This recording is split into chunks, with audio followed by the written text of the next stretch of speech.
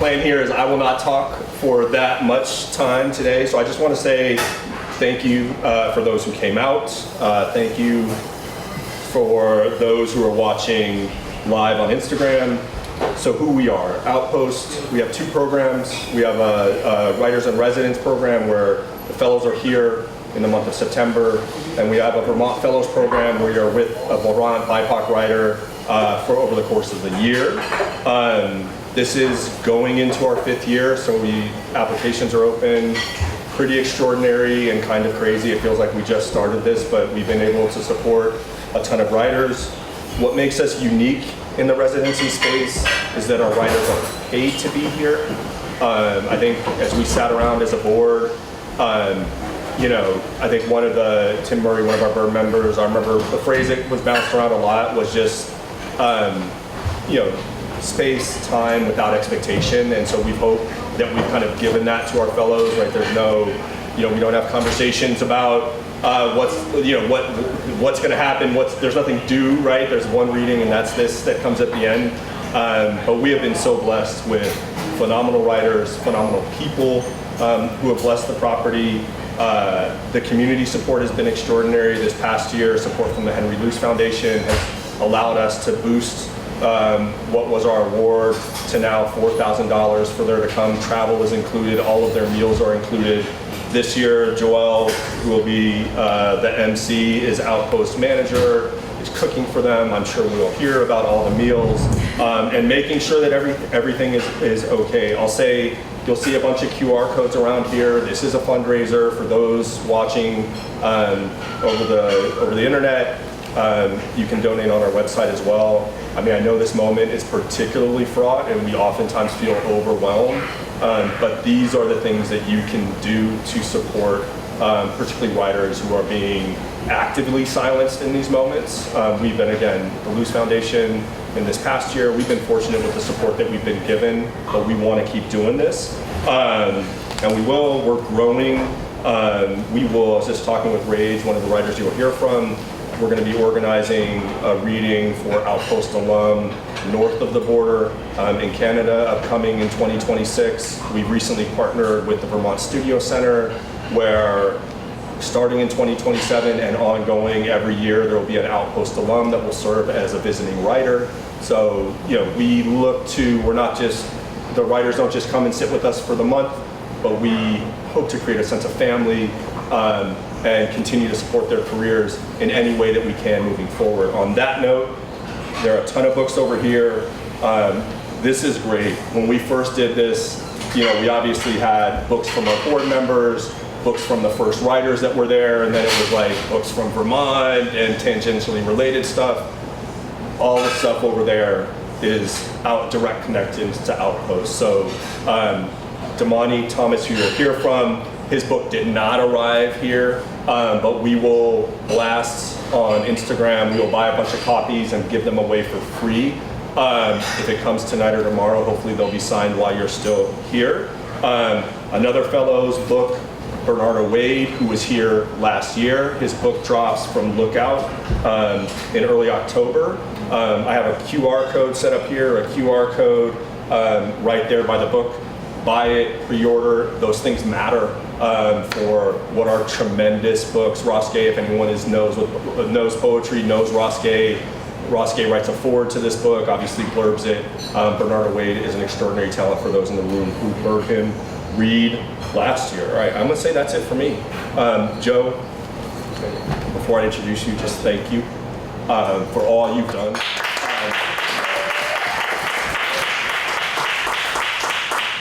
I've been in Montreal, since the late summer, and being able to entrust you kind of with all this has been just really life-giving. So I appreciate you. Okay. Thank you. Woo! Woo!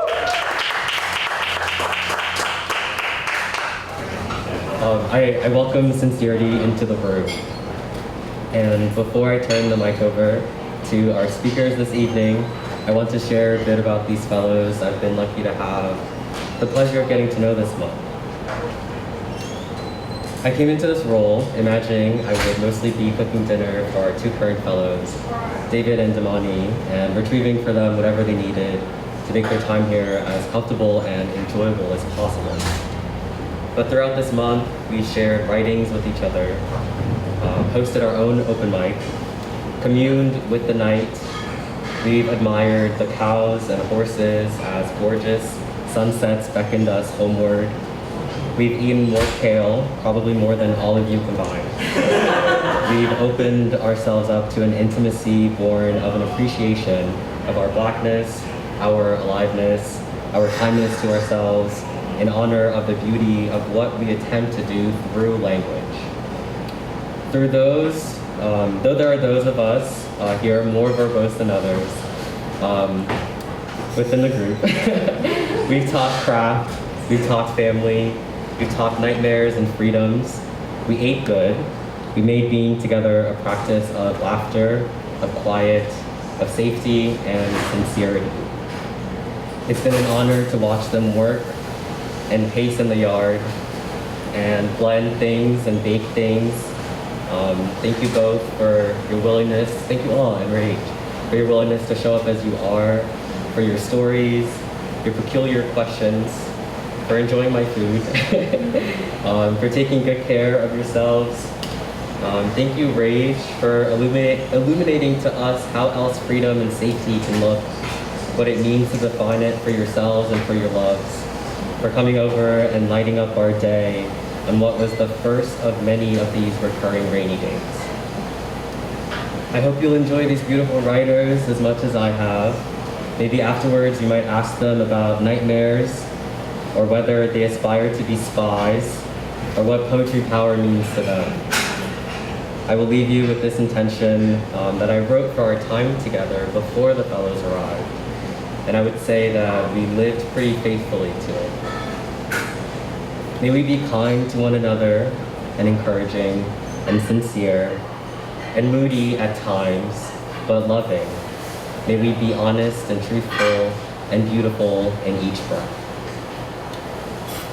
First up tonight is Rage Hezekiah, our 2025 Vermont Fellow. Rage is a poet.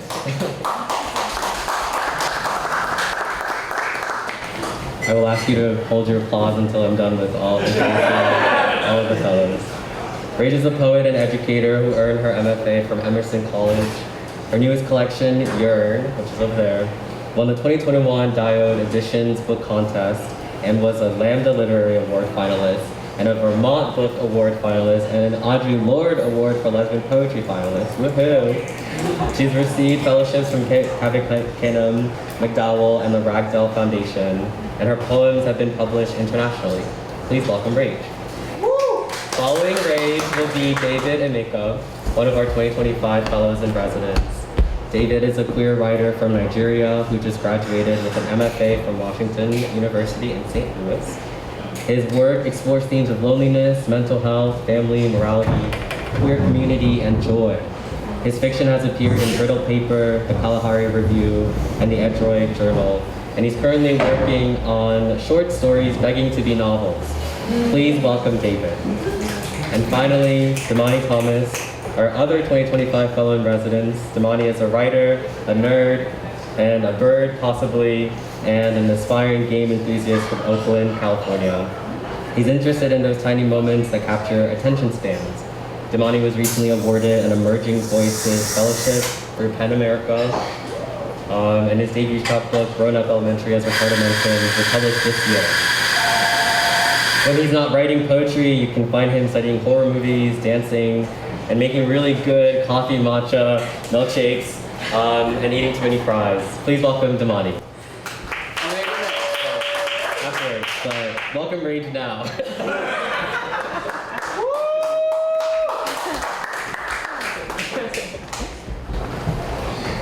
Oh, that made me teary. Thank you. Hi, I'm so grateful to be here. Yeah, this fellowship has been so meaningful and productive to me, and I just love this organization, so thank you. I am gonna read some newer work that I worked on this summer. Yearn really explores young sensuality and desire, and also my desire for a child. And I became a parent in 2022. And I'm really tired of writing IVF poems, but that is what has been coming out of my body for the last few years. And so I'm going to read some newer poems, and I'm going to end light. That is my promise. I'm gonna end light. Somehow I'm afraid to write about your ghost, how you shimmer and stun me, render me restless. 2 years gone, your sweet mother sends presents for my toddler. Picture books you loved, Bear and Wolf, Where is Spot? New England October swells, rampant technicolor, petrichor, wet and wondrous. My small son smells the shift, how soon to be attuned to autumn, already learning the scent of decay.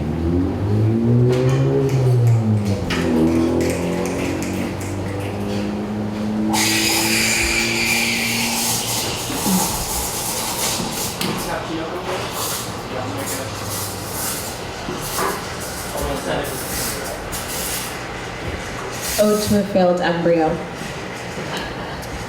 Sweet imperfect circle, celebrated blastocyst, warm center, acute with potential.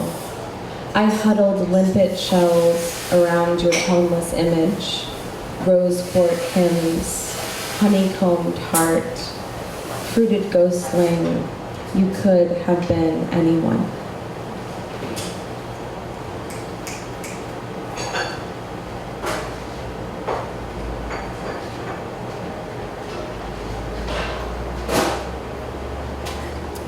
So I learned about something that happens annually in Vermont that I had never seen, called the Big Night. Do you all know what this is?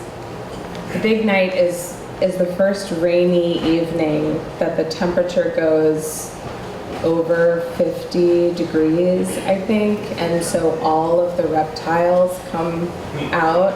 I'm like looking at the one scientist I know in the room. I'm like, that's what it is, right? That's accurate. Yeah, it's a thing. It's a thing that happens. My wife and I went out one night and we came home and the whole front of our door was plastered in frogs. And I thought it was like the freakiest thing I had ever seen before. So this is called Big Night. The serviceberry barely in bloom. We come home after dark to our door, riddled with frogs. Fragile creatures clinging to glass, suspended, frantic, flickered heartbeats in translucent throats, quick, shallow breath, thin skin backlit by porch light. Where are their mothers?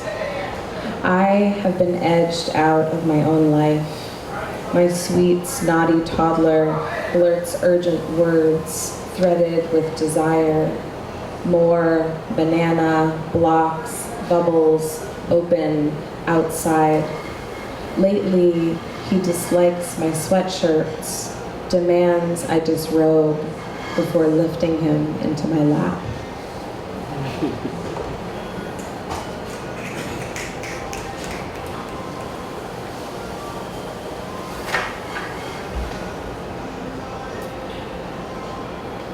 You know this nest. This is about the Phoebe's nest above your kitchen window. I live in Phoebe's house now. I'm like, wait, someone in this room knows about this nest. Oh, poet life. Okay. When the nest is empty of fledglings, I will feel gaslit. This is not a normal response. My son woke before dawn. I stood at the kitchen sink, watched the nest full of babies huddled at the precipice. I contemplated neglect while carpenter ants soldiered inside. Living in the woods, is a battle for terrain. We used to call our cat the little king. Now he's usurped by our mobile infant who nibbles electrical cords, fondles everything breakable. While coffee brews, I rinse the cat fountain, mildewed pink, wet cemetery of poisoned arthropods. The ants came after mice and pantry moths. I'm always ruining a tiny family, desperate to protect my own.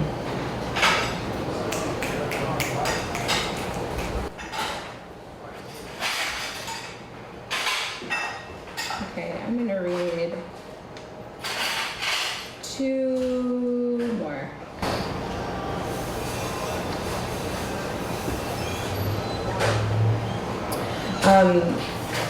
So the first,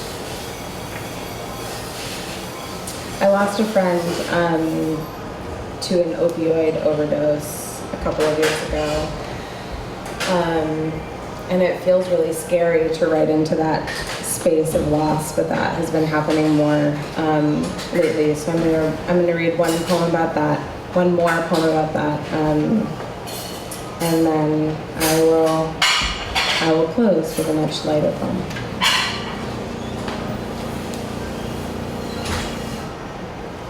Collecting your clothes after your overdose. I nestle faded flannels, navy sweatpants, Kate Bush t-shirts, clutch empty shapes, hoard your scent, sea glass wisp, windswept ethanol. I inhale hard, stop my breath. You spent fish outwriggled, hallway slumped. You lived like thunder, your laugh 100 pennies down the stairs, breathless tin, your calloused fingers on your fender's frets. We huddled under comforters in your childhood bedroom. You were always up to something. Now the snow heaps, sequins iridescent, relentless moonlight. You remind me I can glimpse a celebration, barred owl perched by our barren garden.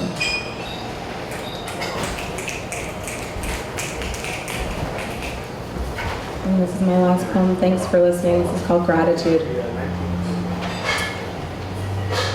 Nearly everyone I love is living. I am living, and my wife beside me snores gently in our bed. The bullfrog chorus wakes before dawn. Perhaps they never slept. Their throated croak alternating with the cat's soft purring, his body's comma curled at our feet. The baby will come. Buddhists say abandon hope, but the poet says, listen, I love you, joy is coming. A friend in the midst of divorce braids me a friendship bracelet, vibrant marigold, teal and green, spiral my ankle. The note in her letter says joy is here. My contentment, an inside job. My paid work, tedious. The houseflies somehow multiplying inside. But look, here is a life riddled with sweetness and abundance, palm unfurling, fiddlehead to fern. Thank you.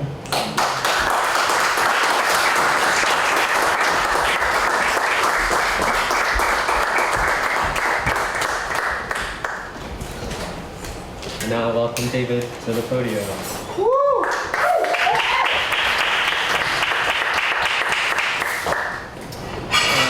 Hi everyone. Hi everyone. Thanks for being here this evening. It's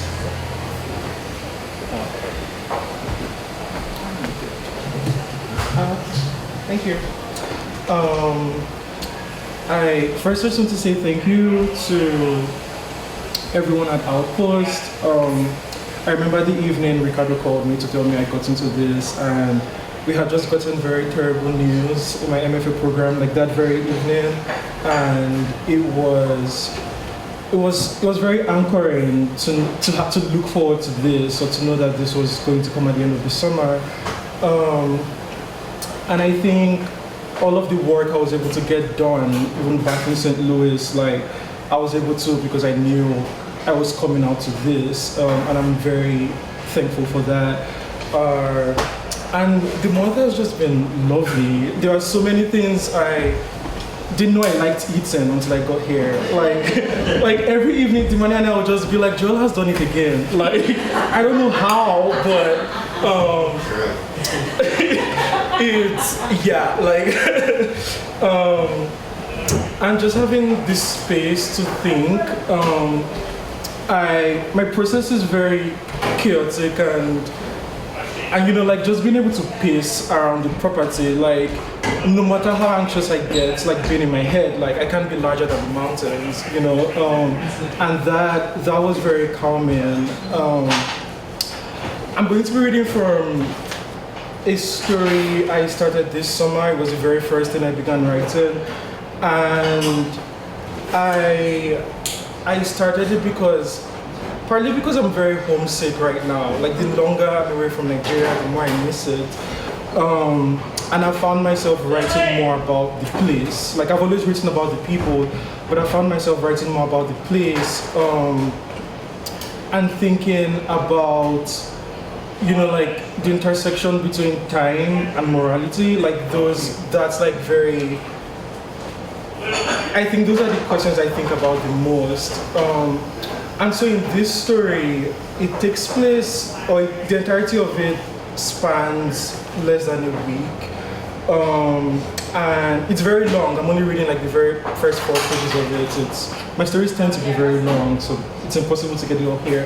But what you need to know is it's centered between the relationship between this mother and her son, and it's his birthday. Like it's his birthday during the weekend, and he's come up to her to tell her that his boyfriend is coming over.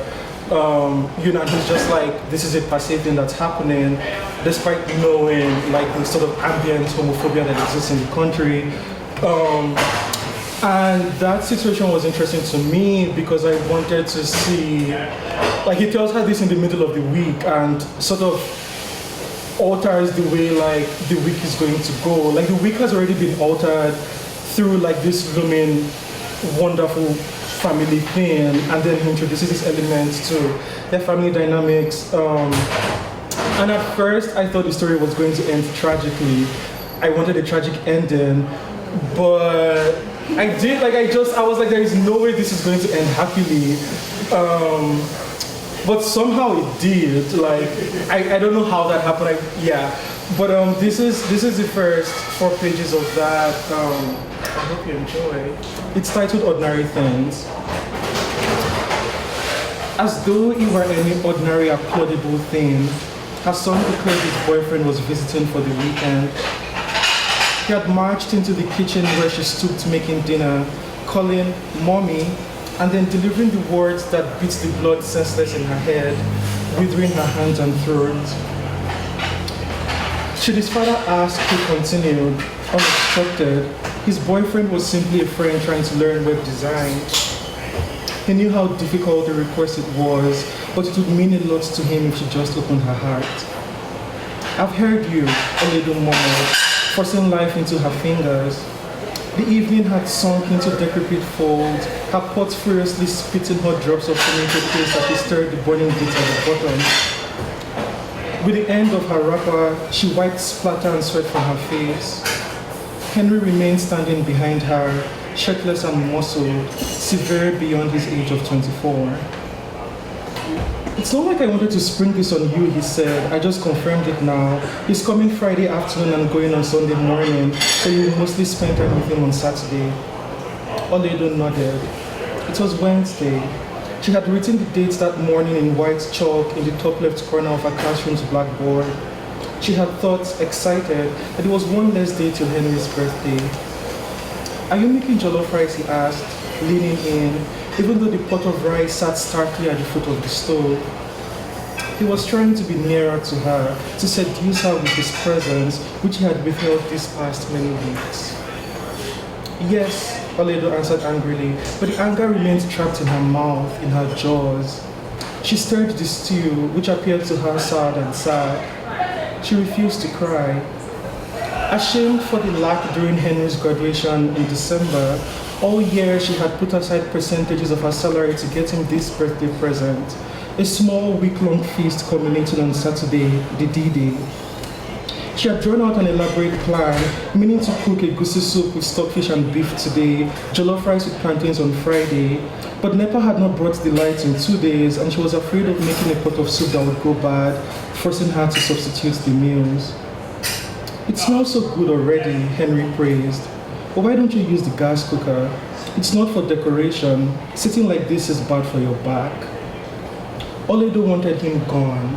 She could not think, as if with a hammer he kept striking or with a bulldozer he raised her inner faculties. She looked up at the glazed white metal, displaced in this cramped room of sticky cement floors and grimy plumbing, termite-eaten woods and soot-stained window nets. It brought her anxiety. She had to store her phone far away in the parlor before she turned it on, and before going to bed, she performed double, triple checks that there were no leaks. For her birthday last month in May, Henry had sent her the money to buy the gas cooker and prepare jollof rice for her pupils. At the time, she'd been moved to tears by his sympathy, his dutiful attempt at alleviating the despondence she had begun to feel all year. In the middle of class, she had told him, she experienced sudden pangs of foreboding, watching the hungry children rife with ringworms, lacking sufficient books or clean uniforms. They couldn't learn anything, she grieved, and if they did, who was to say it mattered anymore? The country was upside down, dying. It had no future. In her own life, she kept cutting and shrinking and managing. She made her soaps, her bleach, her air freshener, her hand sanitizers. In the school farm, she grew ugu and grain and water leaf and ora. She discovered the cheapest provisions brand. She cuttered and diced and scrapped eggs out of Norway. She cooked stew steeped in so much cheap oil they survived being warmed for days. Every morning, she got up by 4 a.m. to begin making meals, and she only fell asleep after the 9 p.m. NTA news. She cut her hair low and eschewed jewelry and stooped at the Yaba to buy decent clothes in a shoddy pile. And every year she took a bus to Abuja to write promotional exams, after which her name did not come up, despite the fact that she had a master's degree. On and on and on, endlessly, no matter what she did, the country was one step ahead. It was unbearable. Speaking to Henry was her favorite part of the day. Massaging her shoulders, he said to her, "Do you know someone that earned 100,000 10 years ago and more than someone making 1 million now?" He said, "Being Nigerian makes you realize how money is meaningless numbers. 2,000 naira is nothing in the global scheme of things, yet it's so difficult to get and might be the difference between life and death." He understood her. He gave words to what ailed her. He had injected joy back in her profession, beamed up her days with meaning, so that when on her birthday he distributed the packs of food to the children, she had felt so suffused with the certainty that her life would be beautiful in the end. And she said, "Everyone, see Uncle Henry. He just graduated from university with a first class in mechanical engineering. He brought this delicious food for us because of my birthday. Who wants to be like Uncle Henry when they grow up?" The children all raised their hands. "Me." "Good. Then you'll have to study very, very hard. You'll have to burn the midnight candle so you can make your mommy and daddy proud. Do you understand?" "Yes, Auntie," they chorused, their eyes on Henry and ravenous. Henry looked up at her smiling, a little shy, so auspicious and handsome he appeared to lick pools of light. He had ruined it all that night by coming into her bedroom and telling her his secret. He had said things like, "For so long I wanted to kill myself, I need you to understand," as though he was giving her a choice. 2 days hadn't passed before he began forwarding articles to her WhatsApp. In the cool evenings after she returned from work, he took out a chair to sit with her and asked, "So what did you think of the article?" And she said, "Henry, please leave me, let me rest." It was a bastardization of their ritual and she resented him for it. She recognized that if they continued fainting in this way, then it gave them something else to fight about. After a long day teaching children, she complained, grading exercises and quieting noise and settling petty disputes. She did not want to return home to be made to feel like a pupil herself. She argued that even with her glasses, it hurt her eyes to read the continuous small print on her phone. He said he would change his tone, he would print the articles. Oledo exhaled when he eventually gave up. She had hoped her feast would reconcile them, even a little. She had made porridge yam the night before, filled with smoked fish and vegetables, and Henry had said, "Mommy, thank you so much," instead of the usual "thanks, ma."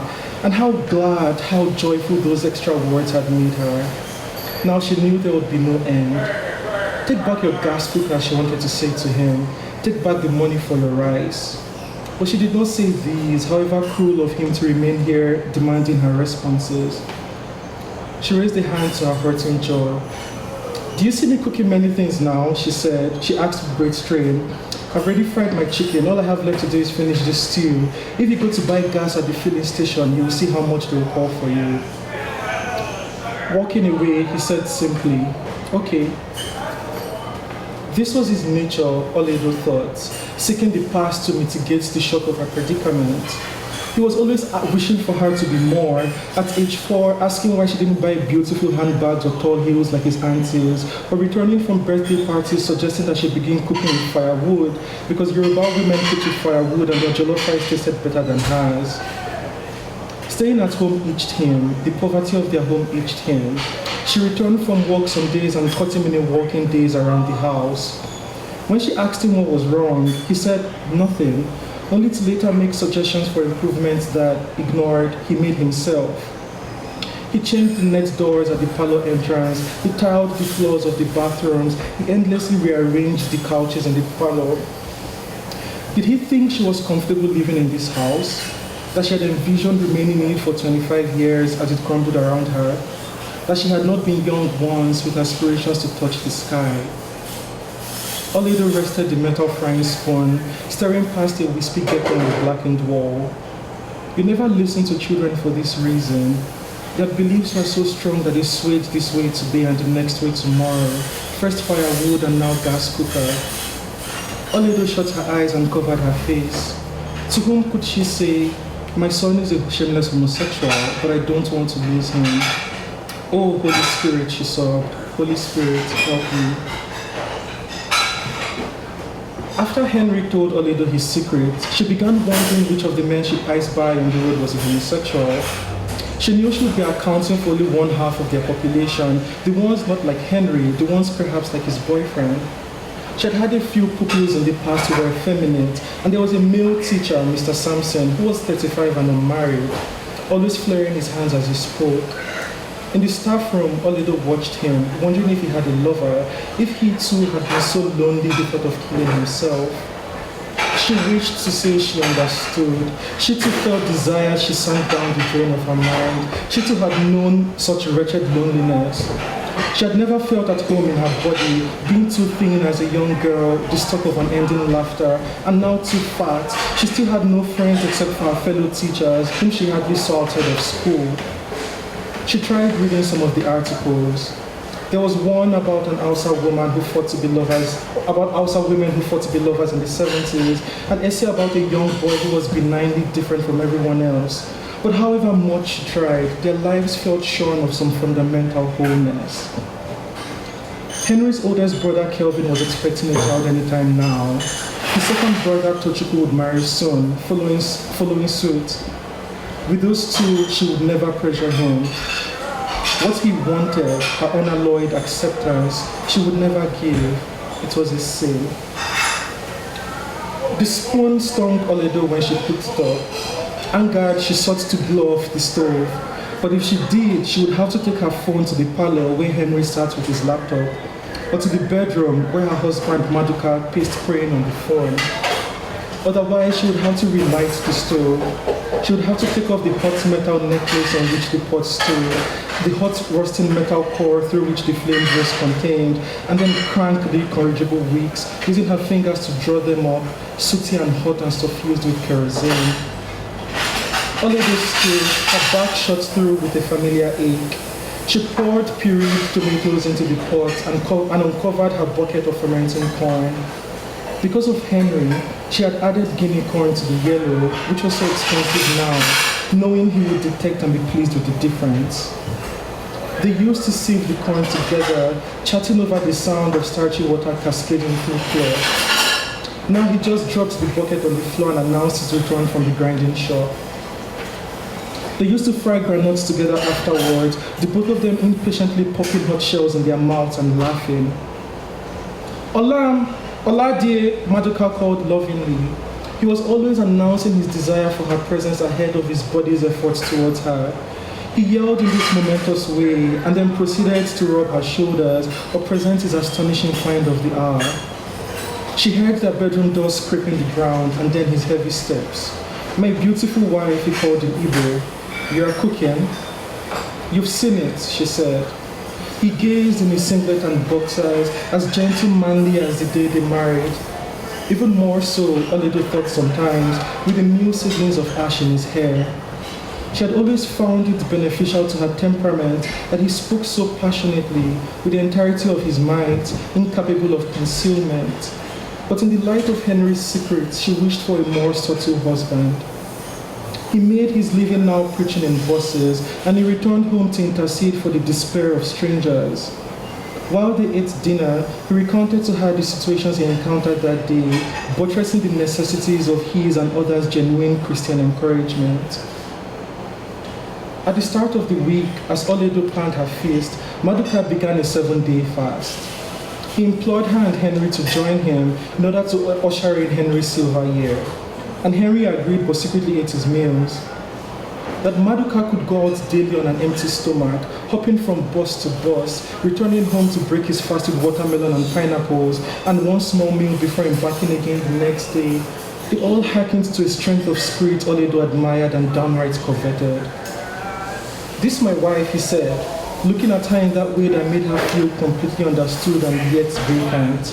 She knew he would stand there for 2 hours, 12 days, waiting, and it would not occur to him to probe deeper. His eyes were open only for loud actions. "Always working, eh?" he said. "God, see my beautiful wife, the one you've made for me. Please keep her till our old age." Oledo didn't want to listen to all this.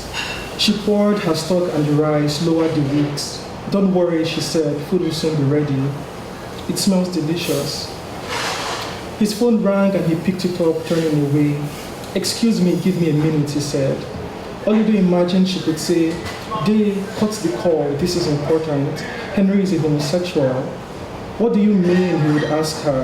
She would say, "He told me last month, the night of my birthday." She would tell him to pause before acting, to think. Henry was an adult now. Wasn't it better to have him close, where they could watch over him and pray, rather than have him lost to the world? But Maduka lacked the delicacy. That old brutality in him would rot. He would kill Henry. Thank you.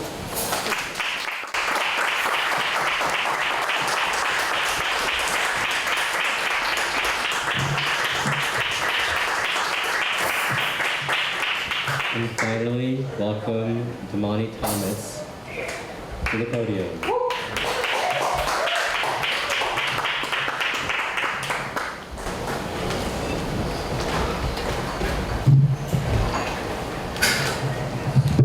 Hey everyone.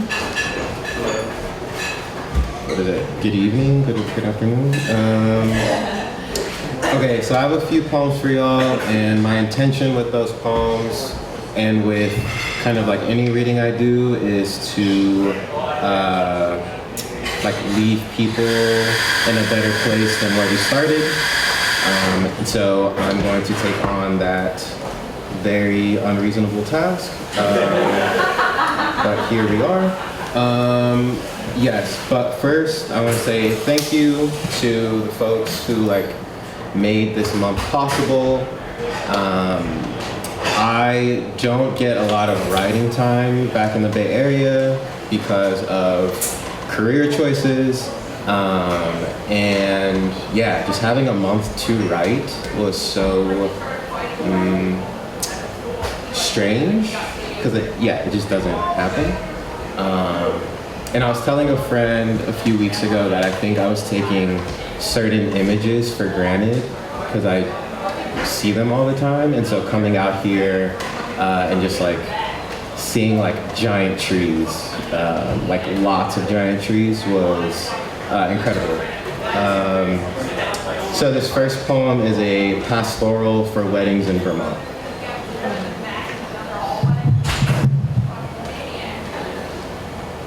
Ain't no church in the wild, but I seen it. Saw the hollow pews time made, vines of unidentifieds braiding colors into spring. Ain't no church, but I saw a doe lead its fawn towards greener pastures.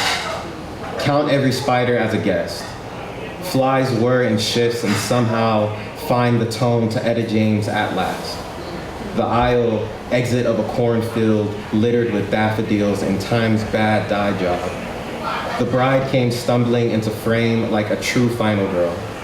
Each stalk a paparazzi's flash for dramatic entrance.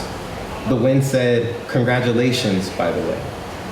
Altar before us, a treehouse canopy turning yellow molting American beach. As kids, we were told of moments like this. A happy couple caught in raining gold. I wonder what the view from up there was like. Mid-vow, the bride, teary-eyed, turned to the cornfield, and whatever she saw took her breath away.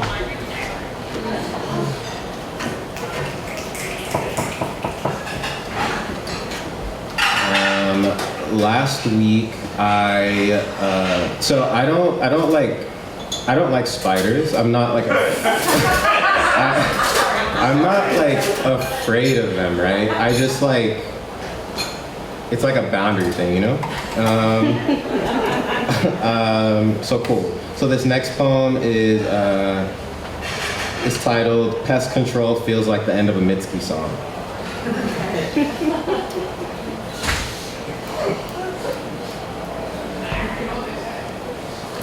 Victim statement from scene of crime.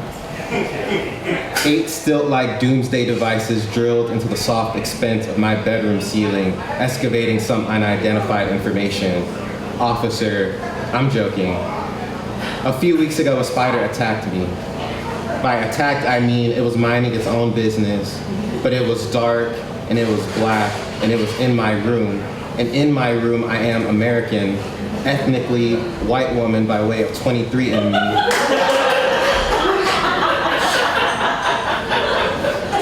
I saw its legs before I gave it a name.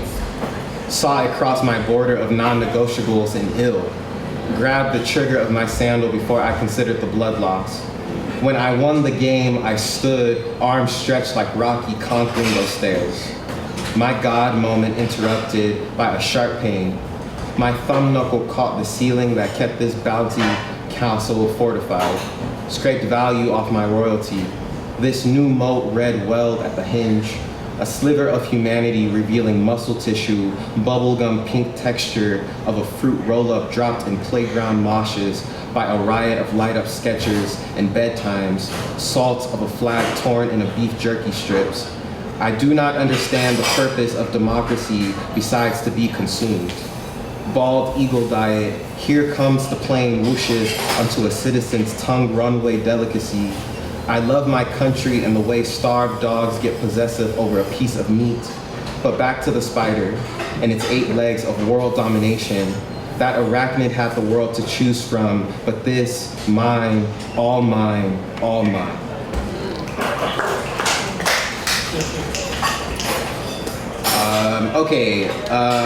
So 2 things you need to know about this next poem. One is I was raised by my mom and grandma, which means that in a lot of situations, they kind of like taught me what my gender meant. And then 2, this poem is a contrapuntal. And for those of you that don't know, a contrapuntal is a 2-column poem, and it can be read left column, right column, and it can also be read across. So I'll signal left, right, and then when it's across. Cool. So this poem is titled Socially XXY. All right, left side. I learned how to take blades to the face from my mother, pruning her eyebrows into thick armor, fresh nails every few weeks filed venomous, points alive with an ombre of pink patogeny is a magic answers when kids yell, "Where's your dad?" head rasp coral species that can change genders when men leave. I learned absence looks like dust burning off a heater once winter starts, turning our breath into visible. 3 generations of almost marriages gathered round apologies. My family is a group of women wearing utility belts, dropping testosterone and threats into every conversation. I swear I will kill that man if he hurt you like they hurt us. Right side. 365 days to apologize with an absence that haunts, missed calls to missed calls. Protandry means freedom queer would die for. I learned habits that have no place of origin besides intersection of men laughing at war broadcasts and final girls hobbling away like clownfish that do overtime like my mother's. I was on track to be my father once, overheard my uncle call him a word the mouths of children shouldn't say. Shouldn't say, I kissed a boy and love thoughts of a wedding, grand expenses down the ass like a 40-inch Fabergé. My mother doing the install in our lonely with Creole mix. Memories of years where the obituaries went unwritten, phones uncalled, tears unwept, grief unsorrows, and speaks. Okay. Second way. I learned how to take 365 days to apologize with blades to the face from an absence that haunts my mother.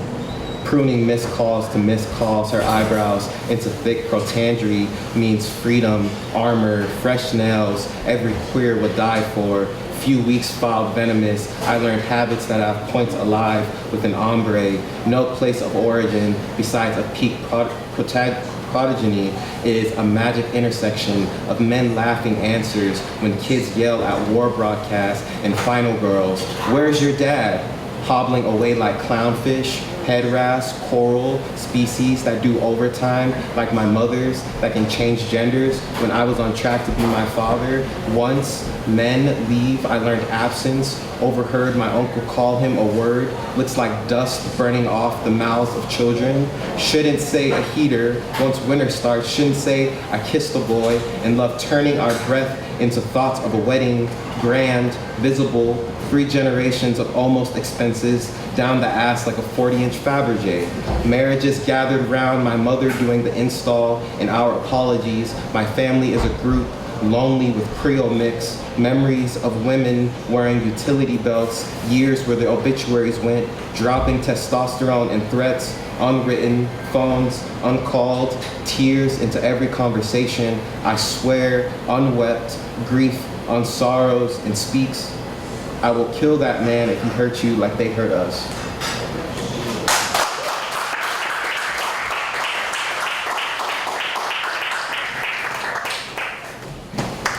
All right, 2 more. Woo! Okay, this is a short one. Yeah, this is a pastoral for funerals in Vermont. Bury me upright, off the side of a road industry hasn't touched. The tree trunk birds find shelter in. Crickets chirp funeral songs, then clock in to DJ my after party. Moths daredevil over fire pits. A log crackles their breaking wings. My legs itch. That's how I know they got to me. Mosquitoes. Oh, ex-lover. Leaving hickeys on the wrong parts. I'm a sunset of red and black and blue and moss with its green hands outstretched to ask for a dance. Okay, and then this is my last poem for y'all. Yeah, thanks for listening. Thanks for being here to support the other readers as well. So this last poem is a poem I like to read to imagine the future, because I think imagination has become like a finite resource for some reason. But yeah, this is a spell for time travel. Take me somewhere that makes pollution a myth. Take me somewhere light don't take years to reach. Take me somewhere Americans can't imagine. Take me and mine through some portal and let us make it out whole. Take us somewhere freedom is not a taxable offense. How about 1804, a victory of Haitian Revolution, or 1992, when Whitney Houston's I Will Always Love You was released. Gather these things and take us somewhere no legislation can touch. If there are 1,000 ways to die, I want to be far from them. Let this new place allow us time to grieve what we lost. May this place be protected from big oil fracking, Silicon Valley entrepreneurs, governments and their doomsday shelters. May this place be invisible to any descendant of Columbus. Take me someplace I don't have to bleach my way into. Someplace no blood money trust fund can buy. Someplace that will make heaven jealous. I am a victim of nostalgia and love songs before anything. Take me to that beach house in Idaho Frank was talking about. Take us somewhere my mother won't have to worry. If there is no place like this yet, look harder, look ahead, look farther. Rocket ship, cryostasis, time jump till you find it. I want the Pledge of Allegiance to be a funeral song for empires that outstayed their welcome. Over there, in some other galaxy, I don't have to think about. I want to better understand why politicians wouldn't piss on you if you were burning, wouldn't even admit they sparked the match. There's one Earth and we have too many billionaires acting like we got a second. I want to expect less from people that don't know my name. My problem is, in this world, Americans get tired of violence and turn to poetry, then defund art education right after. So get us out of here, take us somewhere. Love came from somewhere, right? Take me there, now.